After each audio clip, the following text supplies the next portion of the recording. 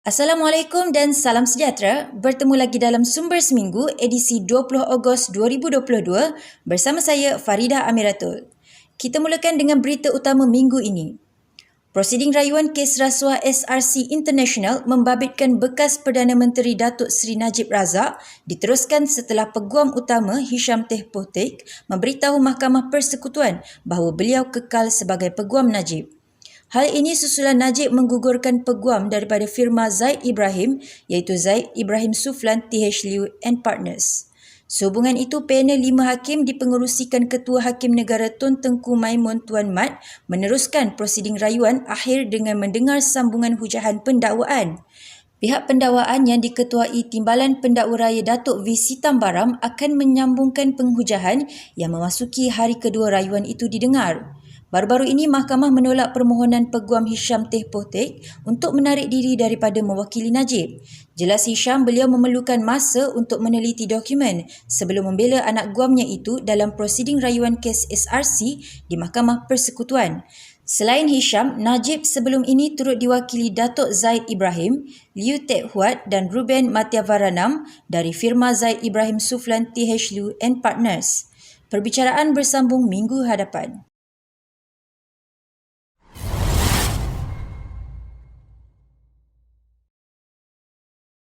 Kita ikuti antara berita hangat yang menjadi tumpuan sejak minggu lalu. Tiada dana tambahan diperuntukkan sekiranya kapal tempur pesisir LCS Tentera Laut Diraja Malaysia yang pertama tidak disiapkan mengikut jadual, kata Menteri Pertahanan Datuk Seri Hishamuddin Tun Hussein. Beliau berkata tumpuannya kali ini adalah memastikan dalam masa terdekat ini kapal pertama LCS dapat disempurnakan. Hishamuddin juga menolak dakwaan sesetengah pihak yang mengatakan bahawa tiada sebarang perkembangan langsung berhubung pembinaan kapal LCS, malah menurutnya aset berada dalam pelbagai peringkat pembinaan. Mengenai Suruhanjaya Siasatan Diraja RCI, Hishamuddin berkata, semua perkara sedang dibincangkan dalam mesyuarat Kabinet dan akan disembahkan kepada Yang di-Pertuan Agong Al-Sultan Abdullah Riayatuddin Al-Mustafa Billah Shah untuk mendapatkan pandangannya.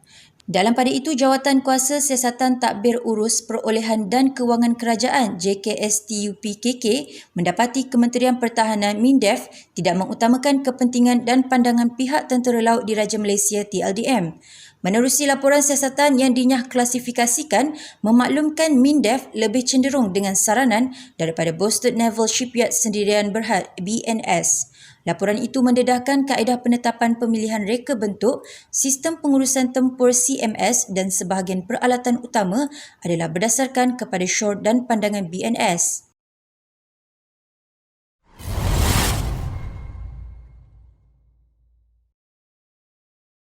Berita seterusnya.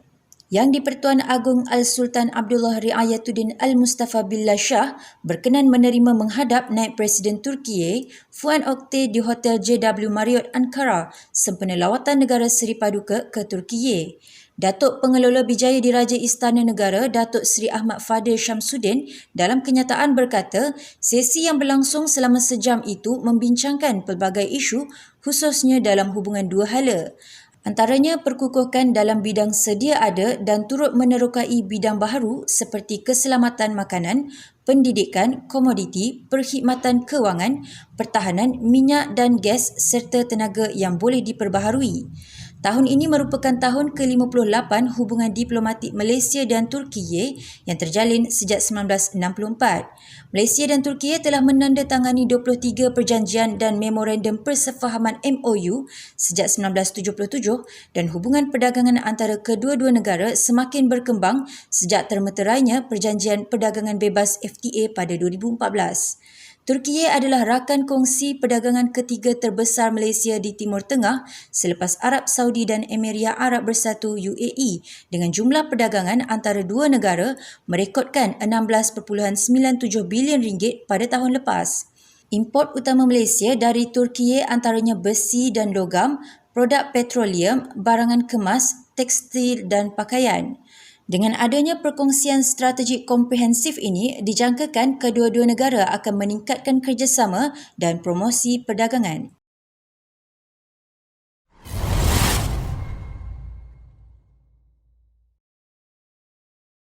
Kita terus ke berita nasional. Presiden muda Syed Saddiq Syed Abdul Rahman antara 13 individu yang dipanggil untuk memberi keterangan berhubung perhimpunan mana kapal LCS di Ibu Pejabat Polis Dang Wangi pada Rabu. Beliau berkata kepada pemberita selepas selesai memberi keterangan bahawa sistem undang-undang negara yang berat sebelah banyak memberi tekanan kepada masyarakat, terutamanya dalam kebebasan demokrasi bersuara. Tambahnya, pelbagai laporan polis dan laporan kepada Agensi Suruhanjaya Pencegahan Rasuah Malaysia SPRM sudah dibuat, namun ianya tidak memberi apa-apa kesan kepada pemimpin yang didakwanya mempunyai campur tangan politik. Malahan beliau turut mendakwa pemimpin seperti ini sanggup mempertaruhkan hak maruah bangsa iaitu Angkatan Tentera Malaysia ATM dan Tentera Laut Diraja Malaysia TLDM yang perlu berulang-alik ke mahkamah. Beliau menegaskan akibat daripada ketidakadilan dan salah urus pemimpin tertinggi boleh memberi impak kepada kedaulatan dan keselamatan negara. Untuk rekod, seramai 13 individu dipanggil memberi keterangan di Ibu Pejabat Polis Daerah IPD Dang Wangi untuk siasatan berhubung protes mana kapal LCS yang diadakan di Sogo, Kuala Lumpur pada Sabtu lalu. Antara yang turut dipanggil ialah anggota muda lain iaitu Amir Hadi, Lokman Long dan Muhammad Syahmi.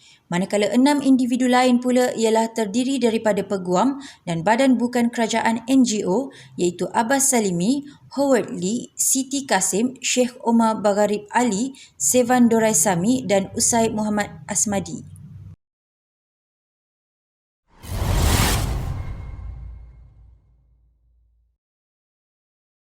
Dari nasional kita ke berita politik.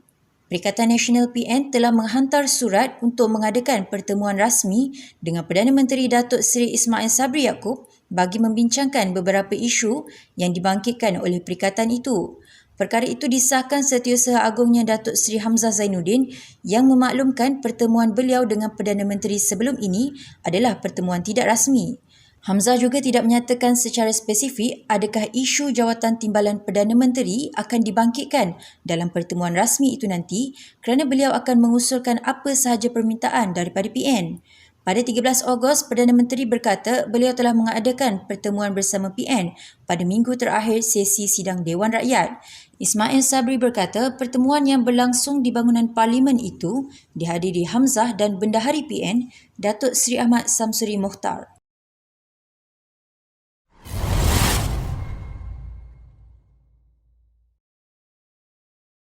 Berita politik seterusnya.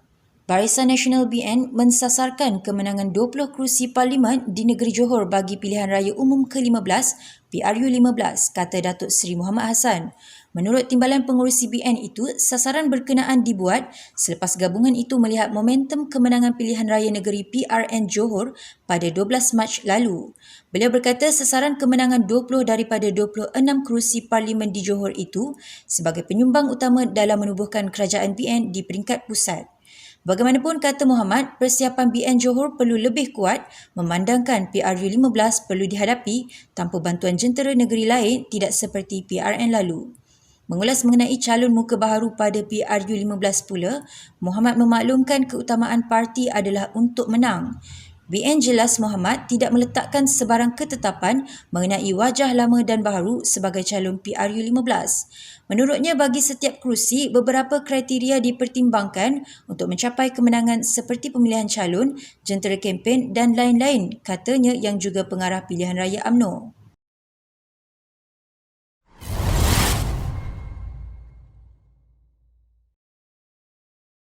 Berita politik terakhir. Pakatan Harapan PH masih belum membuat perbincangan bagi memutuskan tentang kerjasama dengan parti-parti lain bagi menghadapi pilihan raya umum ke-15 PRU15. Pengarah komunikasi PH, Fahmi Fazil berkata setakat ini belum ada sebarang perkembangan terbaru mengenai perkara itu. Fahmi yang ahli Parlimen Lembah Pantai berkata Majlis Presiden PH akan bermesyuarat dari semasa ke semasa dan memaklumkan jika ada sebarang perkara yang perlu disampaikan kepada media. Dalam pada itu, Khalid Samad yang juga ahli Parlimen Shah Alam berkata setakat ini tiada sebarang masalah kerana pimpinan PH sentiasa berhubung walaupun tidak secara rasmi. Pada 13 Ogos lalu, Fahmi dipetik sebagai berkata PH dijangka membuat pengumuman dalam masa terdekat mengenai kedudukan serta pendirian mereka berhubung kerjasama bakal dijalin dengan parti lain bagi PRU15. Beliau tidak menolak kemungkinan membuka ruang kepada muda untuk menjadi sebahagian gabungan dengan PH, namun soal kerusi belum lagi diputuskan. Beliau berkata PKR sudah membuat keputusan supaya kerusi yang mereka menang dalam PRU 2018 tidak akan dirunding, termasuk dengan muda.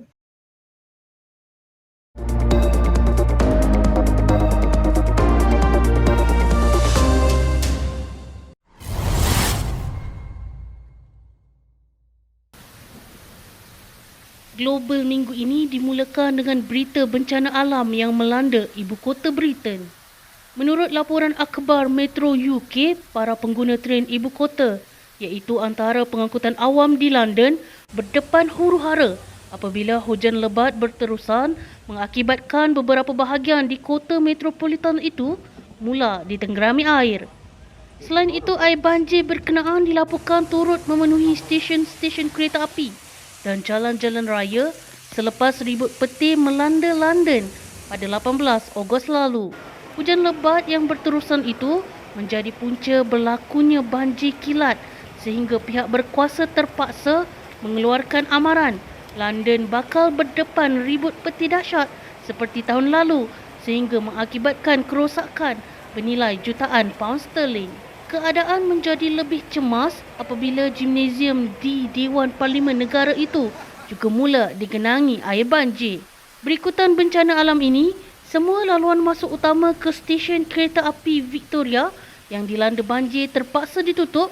Berikutan keadaan di luar stesen King Cross memaparkan air banjir separas buku lali telah menutup jalan-jalan raya. Kaki tangan stesen turut melarang orang ramai dari memasuki stesen-stesen tersebut kerana perkhidmatan kereta api tergendala seketika sehingga air bah reda.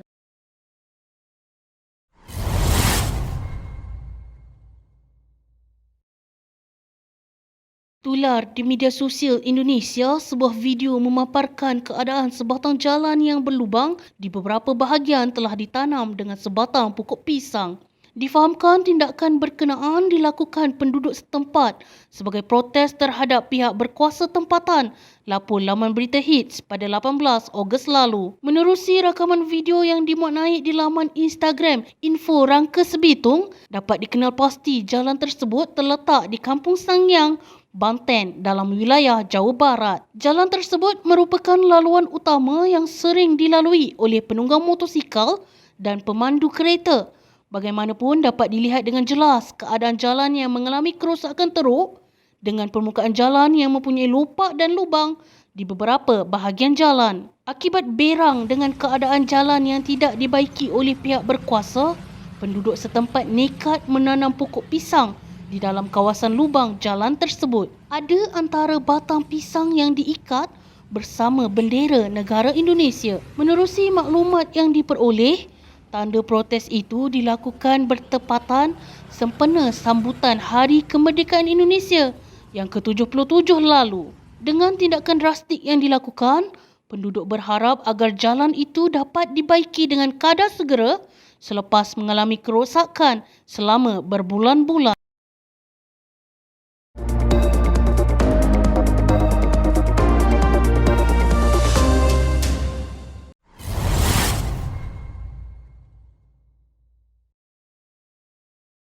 Akhir sekali kita ikuti berita hiburan.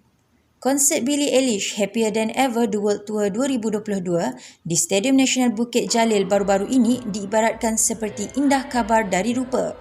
Tinjauan sumber kini di platform media sosial mendapati pelbagai maklum balas diberikan orang ramai yang rata-ratanya kurang berpuas hati dengan suasana konsert penyanyi antarabangsa itu. Selain itu, ada juga pengunjung meluah rasa kesal apabila jarak pentas utama dengan kedudukan penonton terlalu jauh apabila terdapat ruang kosong yang besar dibiarkan di bahagian tengah. Pengunjung juga berharap agar mana-mana penganjur konsert lebih teliti dalam membuat persiapan dan mampu memberi pengalaman yang memujakan sesuai dengan apa yang ditawarkan. Di Twitter, trending tanda pagar Billie Eilish Tour Malaysia. Terdahulu, pihak penganjur Live Nation Malaysia menjual tiket konsert bermula 27 Jun pada harga RM308, RM408, RM508 dan RM598 dan jualan tiket habis dalam masa beberapa jam sahaja. Pastikan anda sentiasa bersama Sumber Kini dengan berita lebih menarik dan informatif menerusi laman media interaktif Facebook, YouTube, Instagram dan TikTok Sumber Kini. Assalamualaikum.